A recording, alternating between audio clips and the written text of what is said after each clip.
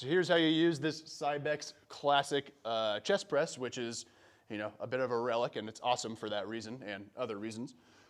We got a couple of things from setup here. You're getting the weight set up in the right place and then making sure the seat is at the right height. For most people, I've told you just to keep it all the way down. Sometimes somebody might put it up a couple notches, so if I want it all the way down for you, just when you come over to the machine, make sure that this seat is all the way down. Getting yourself set up on the machine, we want to make sure before we start on a chest press that we know how far back I can actively pull my own hands, because we never want to let the machine push us any further than that. So for me, that's my hands where the handles would be are just in front of my chest, which means I'm not letting the machine ever take me back further than that. After I've assessed my range of motion, then use your feet to push the handles forward. You can select either these vertical handles or these outside horizontal handles, depending on what I've told you. They're slightly different and perform different things just a little bit.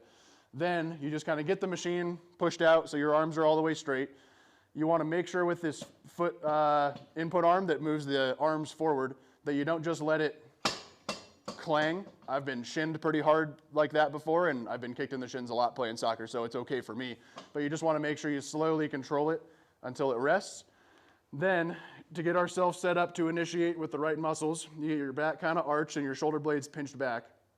I squeeze my pecs and my triceps, and then I slowly control the weight back to that place that I assessed my range of motion to be before I started the set with my hands just in front of my chest. Your intention as you push the weight forward and the handles forward is not to just push them forward, because that can happen with a rounding of the shoulders and some abdominal stuff can help take over. You want to vividly imagine, like a push-up, that the handles don't move. So in a push-up, that would be the ground, and my body is the thing that I'm trying to push back into the seat. We want to make sure also that the shoulder blades stay pinched back. We don't want to round them a bunch at the end. That's just a break for the muscles. So we keep those pinched back, which might mean that if you're really focusing on keeping those back, you actually can't get your arms all the way straight. If I try to go all the way straight with my arms, my shoulders have to come forward, which means my range of motion is such that I'm not actually going to get to all the way straight with my arms. Keeping my pecs and triceps engaged as I slowly control the weight back to just in front of my chest for me. Now I'm trying to drive myself back into the seat as I squeeze my pecs and my triceps.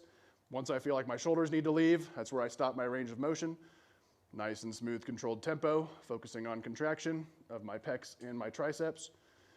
And on this machine, in any chest press, if you feel like you're getting a predominant contraction in your triceps, what you can do is if you come back about halfway and then you try to pinch your hands together, they stay on the handles and the handles don't move, but you slightly try to pinch together, that will bias pec engagement.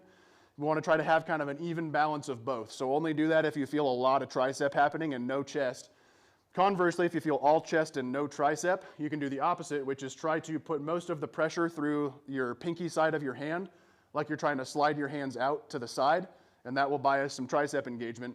So just use that pinching together or the pushing apart to kind of balance the engagement of your pecs and triceps so we have a little bit of both. So again, taking it from the top to show you a nice good quality rep. Pecs and triceps are engaged.